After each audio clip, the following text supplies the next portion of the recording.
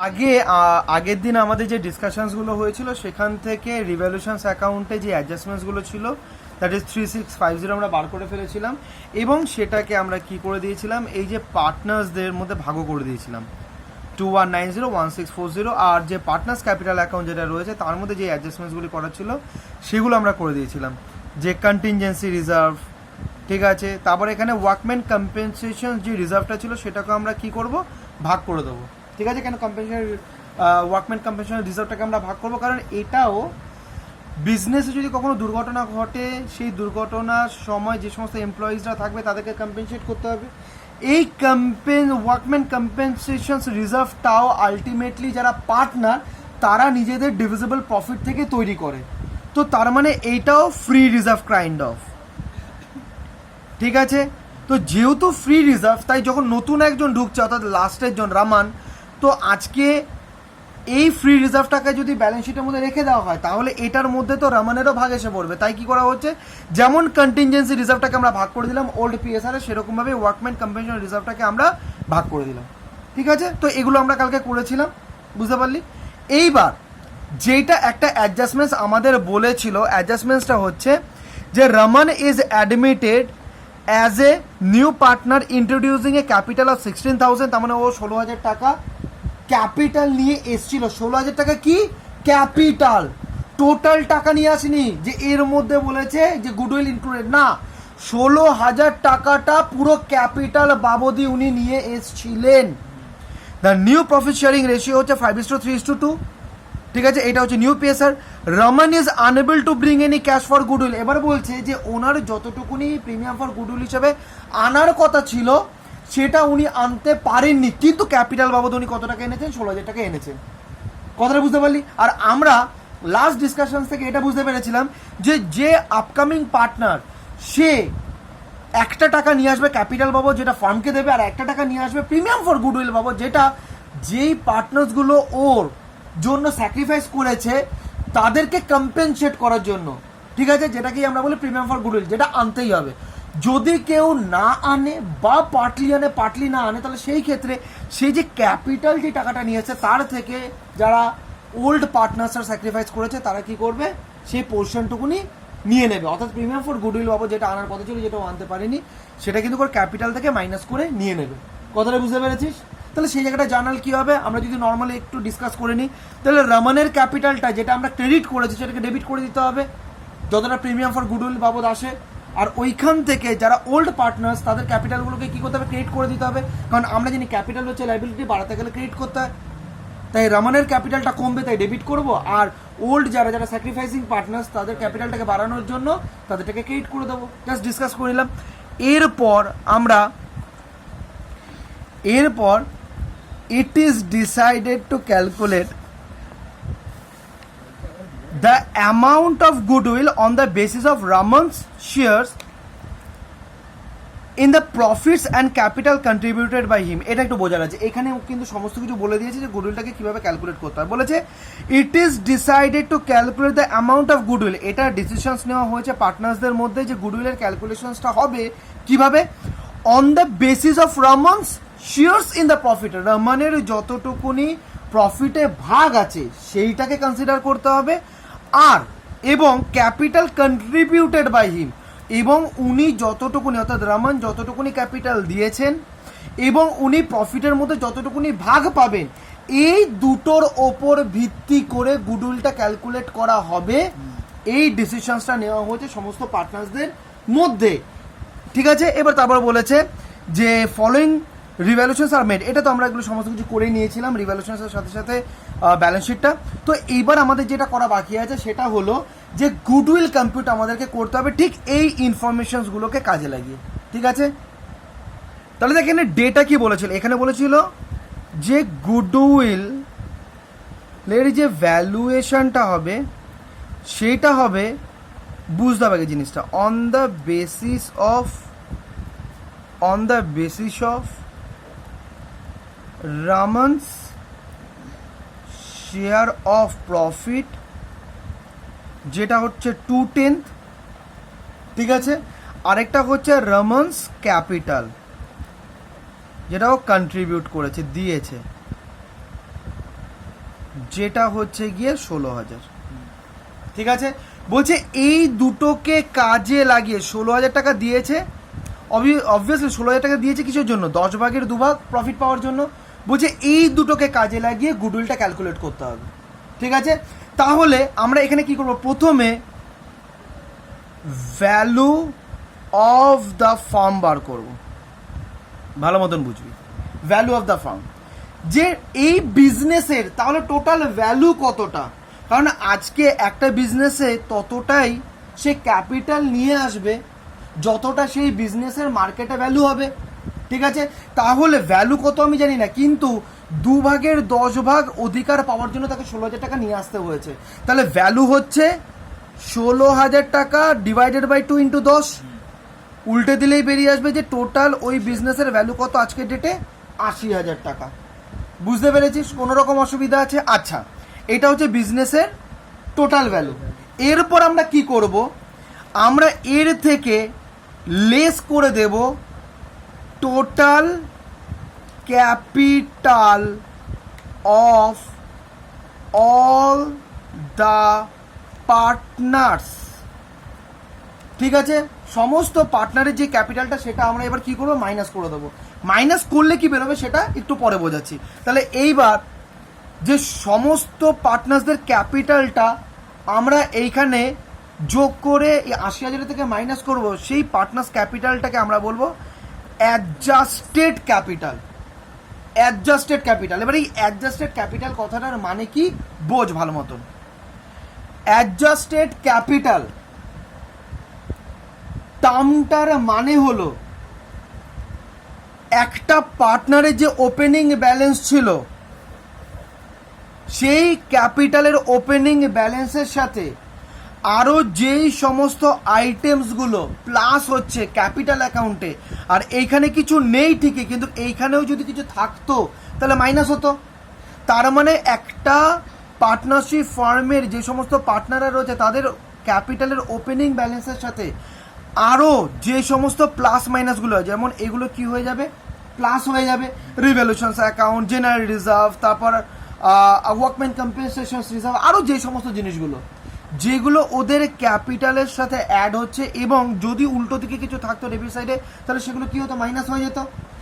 এই ক্যাপিটাল অ্যাকাউন্টে ওপেনিং ব্যালেন্সের সাথে যে সমস্ত প্লাস মাইনাস হচ্ছে এবং প্লাস মাইনাস হওয়ার পর যেই ব্যালেন্সটা বেরিয়ে আসবে সেটাকেই আমরা কি বলবো? Adjusted capital. অর্থাৎ এই যে ওপেনিং ক্যাপিটাল, সেই ওপেনিং ক্যাপিটালের সাথে আরও কিছু অ্যাডজাস্টমেন্টস হয়ে নতুন আর একটা ক্যাপিটালে বেরিয়ে এসছে, যেটাকে আমরা বলবো অ্যাডজাস্টেড ক্যাপিটাল। অর্থাৎ এখন এই সমস্ত অ্যাডজাস্টমেন্টস করার পর ফার্মে পার্টনার্সদের ক্লোজিং ক্যাপিটাল ব্যালেন্স কত? সেটা হবে অ্যাডজাস্টেড ক্যাপিটালটাই। কারণ এই যে কন্টিনজেন্সি রিজার্ভ, এই কন্টিনজেন্সি রিজার্ভ তো নিউ পার্টনারকে দেবে না, সেটা তো ওল্ড পার্টনারের নিজেদের মধ্যে ভাগ করে নেবে। ওয়ার্কম্যান কম্পেনসেশন রিজার্ভ, এটা তো ওল্ড পার্টনারকে দেবে না, নিজেদের মধ্যে তো ভাগ করে নেবে।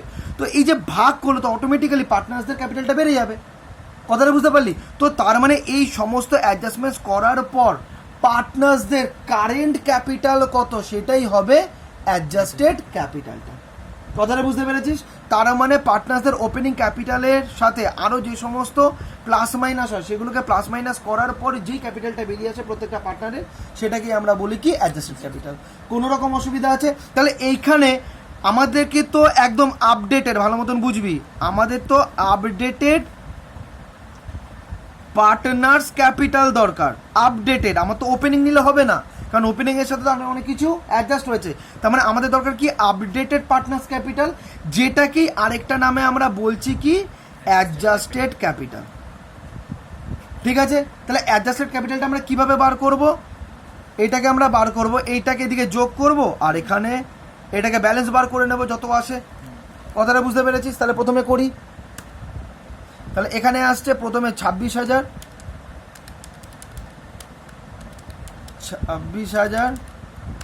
তারপর হচ্ছে 1500 2190। তো এই চারটেকে যোগ করে নিলাম, এলো কত? 31190।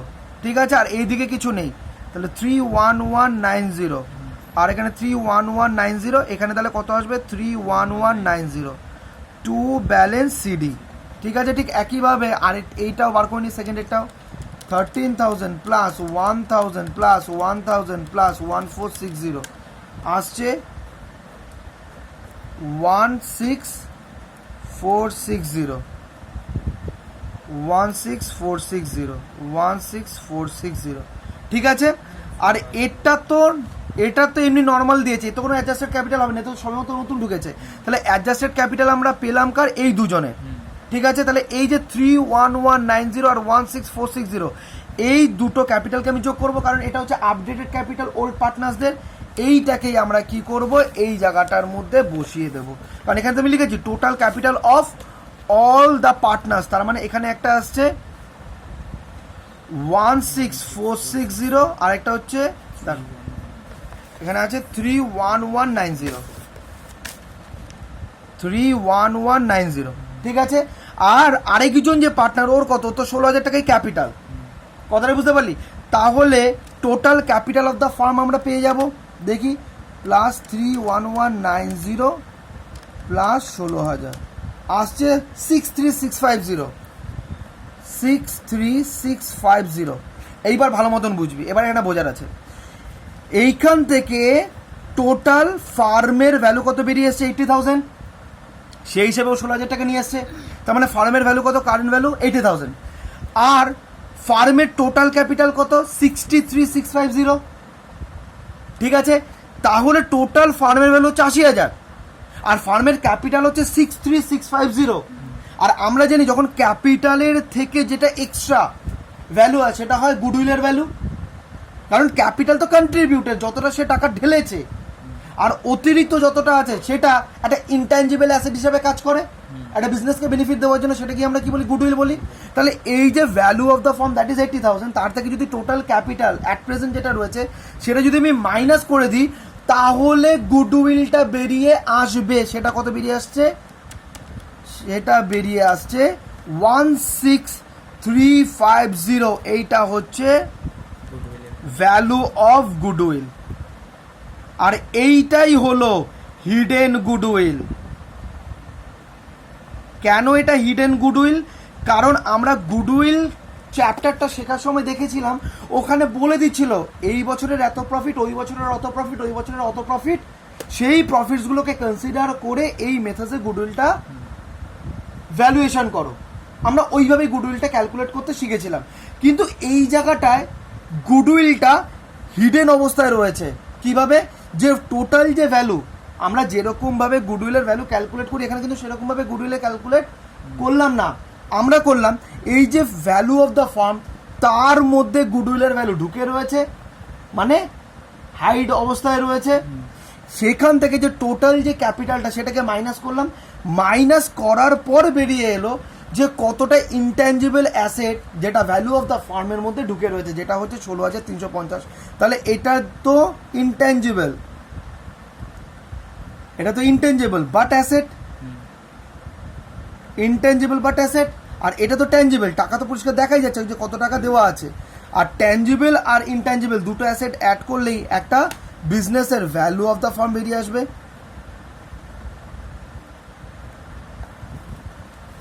বুঝতে পারছিস তো, কোনো রকম অসুবিধা নেই তো।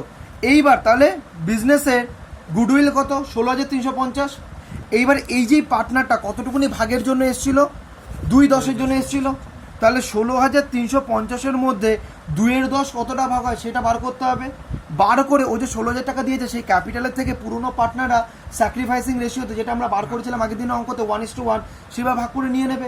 ঠিক আছে, দেখি কত হয়। তাহলে ভ্যালু অফ দ্য গুডউইল সেটা কিসের, ফার্মের পুরো। ঠিক আছে, কত, 16,350। ঠিক আছে, আর share of profit of Raman that is new partner, ওর কত ভাই, 2/10। তাহলে premium for goodwill, premium for goodwill কত হবে, 16,350-কে 10 দিয়ে ভাগ করে 2 দিয়ে গুণ, তাহলে কত আসছে, ডিভাইডেড বাই 10 × 2, 3270, তার মানে এইটার প্রিমিয়াম ফর গুডউইল হিসাবে আনার কথা ছিল, যেটাও আনতে পারিনি। ভালো কথা, ওল্ড পার্টনারটা কি ছেড়ে দেবে নাকি? না, এই টাকাটা ওরা নেবেই। কিভাবে নেবে? স্যাক্রিফাইসিং রেশিওতে, ঠিক আছে। আর কোথা থেকে নেবে? যেহেতু ওর প্রিমিয়াম ফর গুডউইল ক্যাশ বাবদ আনতে পারেনি, তাই ওর ক্যাপিটাল থেকে নিয়ে নেবে, ঠিক আছে। তাহলে 3270 এটাকে স্যাক্রিফাইসিং রেশিও আমরা দেখেছিলাম, বার করেছিলাম আগের দিনই, 1:1। তাহলে 3200 ডিভাইডেড বাই 2, যেটা হচ্ছে 1635 বেরিয়ে গেল, ঠিক আছে। এবার এটা জার্নালটা কি হবে? রামন্স ক্যাপিটাল অ্যাকাউন্ট ডেবিট টু, আর জানি না কে কে সেই আরগুলি, আর এটা হচ্ছে গিয়ে 3270, আর এখানে আছে 1635 এই জার্নালটা দিয়ে পুরো অ্যাডজাস্টমেন্ট হবে। আর এই যে 3270 এটা ক্যাপিটাল অ্যাকাউন্ট থেকে মাইনাস হয়ে যাচ্ছে, এই জার্নালটার ইম্প্যাক্ট দিয়ে দেবো। তাহলে বাই রমন বলে এদের অ্যাকাউন্টে 1635 তো এইখানে আমি লিখে দিচ্ছি বাই রমনস ক্যাপিটাল, কত ছিল? 1635 না? তাহলে এখানে আছে 1635 আর এইখানে জাস্ট আমরা লেজার পোস্টিং করছি, আর কিছু না। 2R আর দুটো আর বলে এখানে আসবে 1635 বুঝতে পারলি? জাস্ট ওখানে যেটা লেজার করেছিলাম তার লেজার পোস্টিং দিলাম। এইবার কথাটা আমরা এইখানে বোঝার সুবিধার জন্য আমি তোদেরকে যেহেতু প্রথমবার বোঝাচ্ছিলাম, তাই কি করেছিলাম, এইখানে আমি ব্যালেন্সগুলো তোদেরকে দেখিয়ে দিয়েছিলাম যে এটা টোটাল, এখান থেকে এই ব্যালেন্স বেরোলো, এটা আমি টোটাল করে দিয়েছি। কিন্তু এটা এখানে প্রথমে করলে চলবে না, এটা ওয়ার্কিংয়ে করতে হবে যে ওদের অ্যাডজাস্টেড ক্যাপিটালটা কতটা বেরোচ্ছে। কথাটা বুঝতে পেরেছিস? কেন? কারণ এখনও তো এই যে ফিগারটা যেটা ঢুকলো সেই ফিগারটা দিয়েও তো এটা বেড়ে যাবে। তাই আমি যেটা যোগ করেছিলাম সেটা কিন্তু এখানে করবি না, এটা অ্যাডজাস্টেড ক্যাপিটালটা আমাদের ওয়ার্কিংয়ে বার করে নিতে হবে।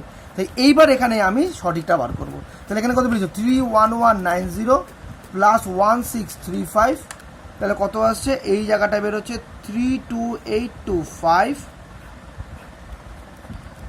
ঠিক আছে। আর তাই এখানটায় লিখে দেবো টু ব্যালেন্স সিডি, এখানে লিখে দেবো 32825, ঠিক আছে। আর এখানে আসছে 16460 প্লাস 1635 18095, এইখানে তাহলে এসে পড়বে 18095, আর এইখানে এসে পড়বে, দেখ এখানে কত ছিল? 16,000 টাকা, এখানে 16,000 টাকা। কিন্তু সে 16,000 টাকার মধ্যে যেহেতু প্রিমিয়াম ফর গুডউইল হিসাবে আনতে পারিনি, তাই অলরেডি এই যে দুটো অ্যামাউন্ট আছে সেই দুটো অ্যামাউন্টটা মাইনাস হয়ে যাবে। 16,000 মাইনাস 1635 কত আসছে? 12730। বারবার বলছি এখানে কিন্তু অ্যাডজাস্টেড ক্যাপিটালটা তোরা ওয়ার্কিংয়ে বার করবি, এখানে কিন্তু করতে যাবি না, ঠিক আছে। তাহলে কাটাকুটি হয়ে যাবে, ভুলেও করবি না। এইবার এইটা হচ্ছে ক্যাপিটালের ক্লোজিং ব্যালেন্স, এটাকে আমরা কি করবো? ব্যালেন্স শিটে বসিয়ে দেবো এখানে ক্যাপিটাল। তাহলে আর অ্যামাউন্ট কত আসছে? এটা আসছে 12,730। এইবার আমি কি করলাম, এখানে যে ক্যাপিটালে যে ব্যালেন্সগুলো আছে 32825, যেটা টু ব্যালেন্স সিডি বলে আমরা লিখেছিলাম, সেগুলোকে লিখে দিলাম। টোটাল বেরিয়ে এলো 63650, এটা তো আমাদের বেরিয়েছিল যে এখান থেকে 63650 সবগুলোকে যোগ করে, ঠিক আছে। কিন্তু এইটার ব্যালেন্স আলাদা, এগুলো সব অ্যাডজাস্টেড ক্যাপিটাল, মাথায় রাখবি। এইগুলির সাথে কিন্তু অ্যাকচুয়াল যে ক্লোজিং ক্যাপিটালটা বেরোলো এটা কিন্তু আলাদা ব্যালেন্স, ঠিক আছে। যেটা হচ্ছে এইটা আর এইটার যে ব্যালেন্সগুলো ছিল এখান থেকে টোটাল বেরিয়ে এলো 106150, আর এখান থেকে টোটাল করলে 106150। তো আমাদের অঙ্ক পুরোপুরি ম্যাচ হয়ে গেল।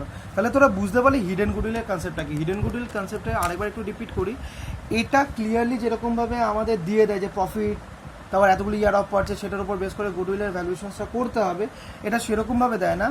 এইখানে বলে দেয় যে এত ফার্মের ভ্যালু কত, যে এতটা ও এতটুকুনি পোর্শনের জন্য নিয়ে এসছে, অর্থাৎ এতটা ভাগ পাওয়ার জন্য 16,000 টাকা নিয়ে এসছে, সেখান থেকে আমায় বার করতে হবে তাহলে বিজনেসের ভ্যালুটা কত। এবার সেই ভ্যালুটার মধ্যে থেকে বিজনেসের যে এক্সিস্টিং ক্যাপিটাল সমস্ত পার্টনার্সদেরটা মিলিয়ে সেটা যদি আমরা বিয়োগ করে দিই, তাহলে বেরিয়ে আসবে যে বিজনেসে কতটা ভ্যালু অ্যাড হয়েছে due to existence of intangible asset, that is goodwill. গুডউইলের জন্য কতটুকুনি ওই ভ্যালু অফ ফার্মের মধ্যে অ্যাড হয়েছে ভ্যালু, তাহলে সেটাই হচ্ছে গুডউইলের ভ্যালু। এইটাকে বলে হিডেন গুডউইল, যেটা এই 80,000 বা ভ্যালু অফ দ্য ফার্মের মধ্যে ঢুকে রয়েছে বা লুকিয়ে রয়েছে, যেটাতে আমাদেরকে এইভাবে ক্যালকুলেশনস করে বার করতে হচ্ছে। বুঝতে পারলি? ঠিক আছে, তাহলে এটাই হচ্ছে কি হিডেন গুডউইলের কনসেপ্ট।